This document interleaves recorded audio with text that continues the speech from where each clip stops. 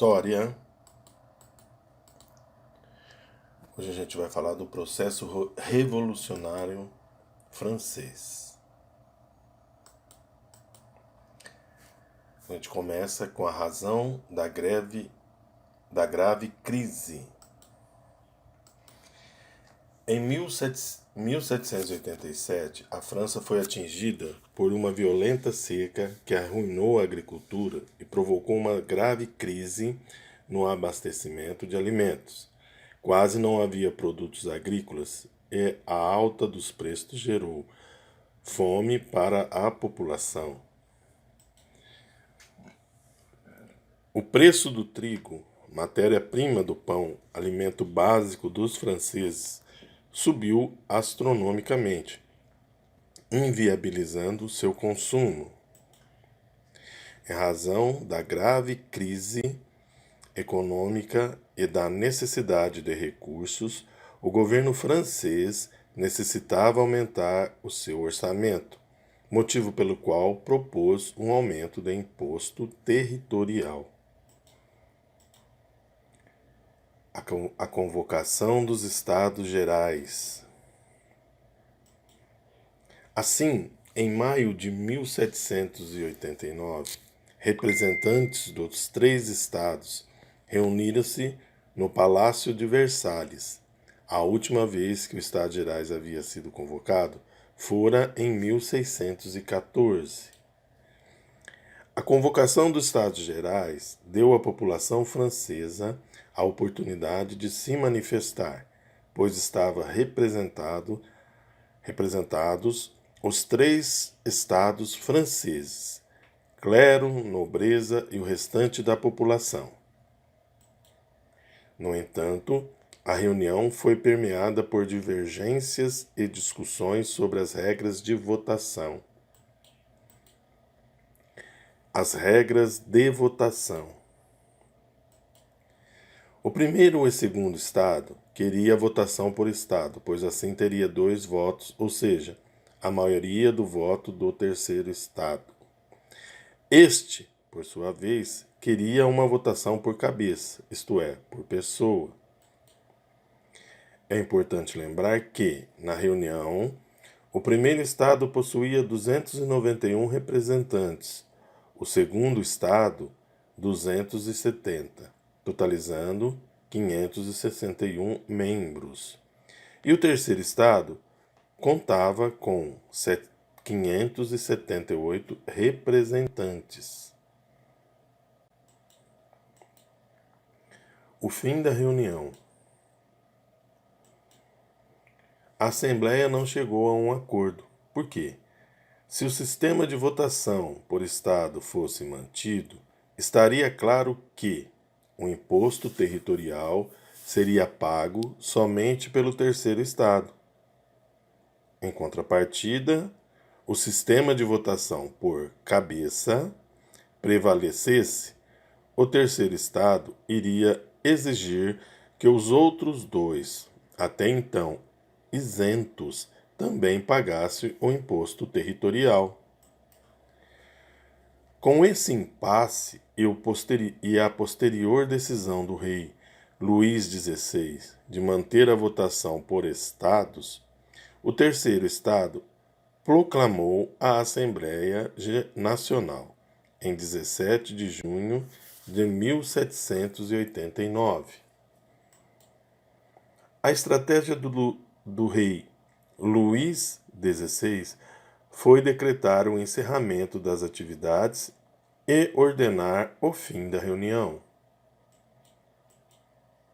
Assembleia Nacional Constituinte de 1789 a 1791. Em julho de 1789, o terceiro estado e membros do clero e da nobreza reuniram-se e formaram a Assembleia Nacional Constituinte, que tinha como objetivo a elaboração de uma Constituição para a França. Os rumores do sucesso do terceiro estado, que obrigava o rei a recuar e aceitar a Assembleia Nacional Constituinte, juntamente com o contexto da crise social que acometia a população francesa, espalharam-se por campos e cidades, exaltando os ânimos. O fim do absolutismo monárquico na França. Em 14 de julho de 1789, diante das tentativas de contra-revolução, ou seja, diante da resistência do rei, que articulava uma ação militar contra os revolucionários, uma multidão invadiu a Bastilha em Paris. A destruição dessa fortaleza representou o fim do absolutismo monárquico na França. O grande medo. No campo, as agitações não eram menores. Castelos e terras da nobreza e do clero foram invadidos e saqueados, e papéis de dívidas foram destruídos e queimados. Esse período, compreendido entre julho e agosto de 1789, ficou conhecido como o Grande Medo. O lema revolucionário: Liberté, Égalité, Fraternité. Em seguida, a Assembleia declarou a extinção dos privilégios feudais do clero e da nobreza e estabeleceu a igualdade de todos perante a lei e o direito à liberdade e à defesa da propriedade privada, concretizando dessa forma o lema revolucionário: liberdade, igualdade e fraternidade. Declaração dos Direitos do Homem e do Cidadão de 1789. No seu artigo 1º, os homens nascem e são livres e iguais em direitos. As distinções sociais só podem fundar-se na utilidade comum. No artigo 2º, o fim de toda associação política é a conservação dos direitos naturais e imprescritíveis do homem. Esses direitos são a liberdade, a propriedade, a segurança e a resistência à opressão. Artigo 3º. O princípio de toda soberania reside essencialmente na nação. Ainda sobre a Declaração dos Direitos do Homem e do Cidadão de 1789. O artigo 4º. A liberdade consiste em poder fazer tudo aquilo que não prejudique outrem. Assim, o exercício dos direitos naturais de cada homem não tem por limite senão os asseguraram aos outros membros da sociedade o gozo dos mesmos direitos. No artigo 6º, a lei é a expressão da vontade geral. Todos os cidadãos têm o direito de concorrer, pessoalmente ou por meio dos seus representantes, para a sua formação. Ela deve ser a mesma para todos, quer que se destine a proteger, quer a punir.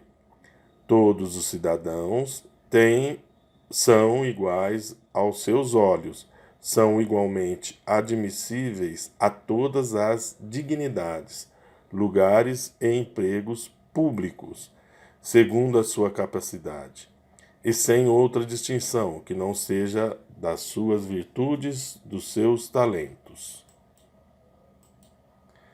Ainda da Declaração dos Direitos do Homem e do Cidadão, de 1789. Artigo 11º. A livre comunicação dos pensamentos e das opiniões é um dos mais preciosos direitos do homem. Todo cidadão pode, portanto, falar, escrever, imprimir livremente, respondendo, todavia, pelos abusos dessa liberdade nos termos da lei. Artigo 15º. A sociedade tem o direito de pedir contas a todo agente público pela sua administração. Artigo 17º. Como a propriedade é um direito inviolável e sagrado, ninguém dela pode ser privado, a não ser quando a necessidade pública legalmente comprovada o exigir, evidentemente e sob condição de justa e prévia indenização. Constituição Civil do Clero.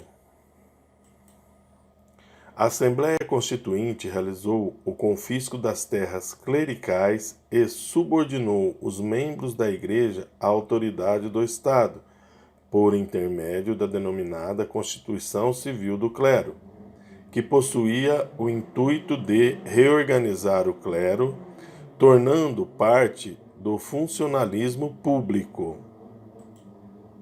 O Papa reagiu com firmeza, condenando as medidas revolucionárias.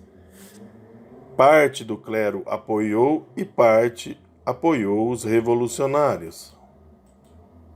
O poder do rei foi limitado e a burguesia iniciou a ascensão ao poder político.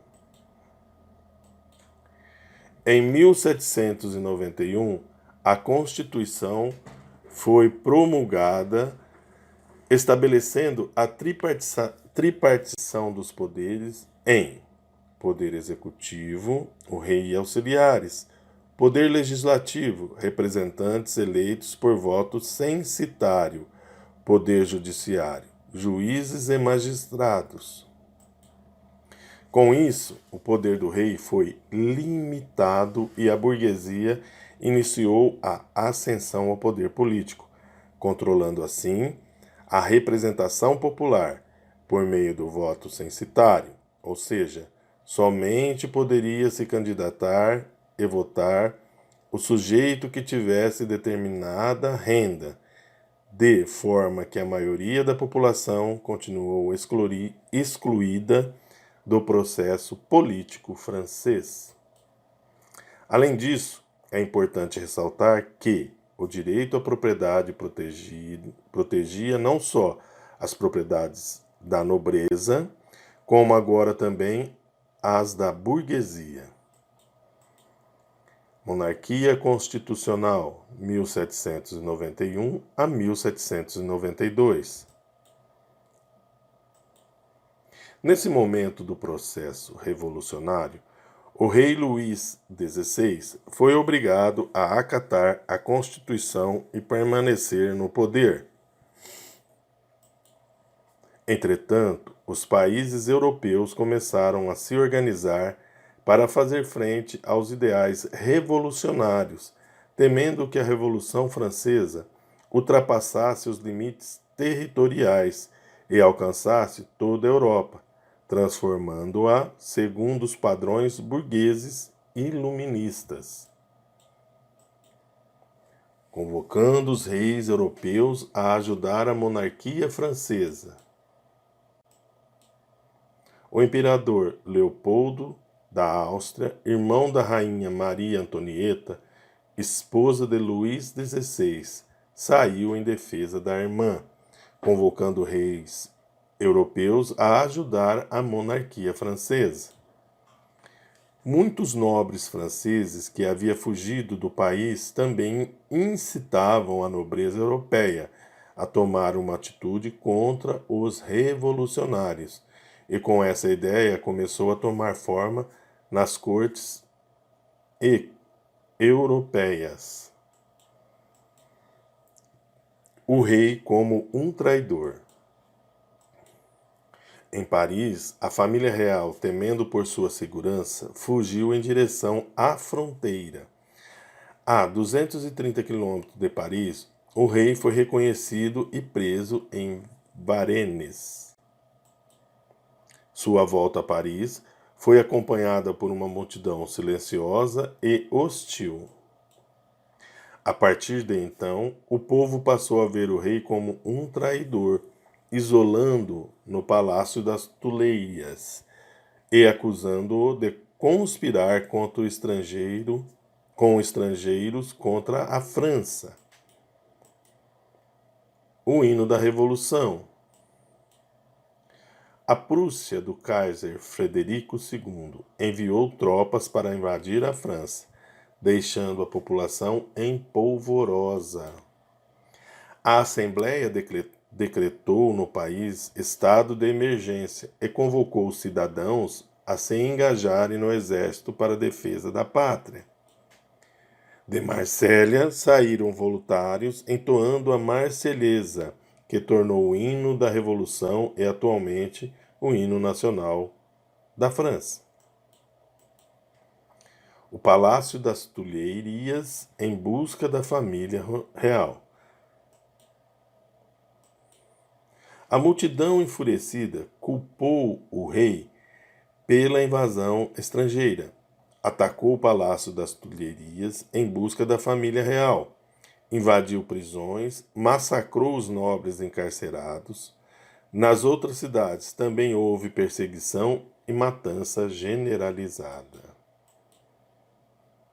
E agora a gente encerra com essa imagem, né, do Palácio das Tulherias, e espero que vocês tenham gostado e até a próxima aula.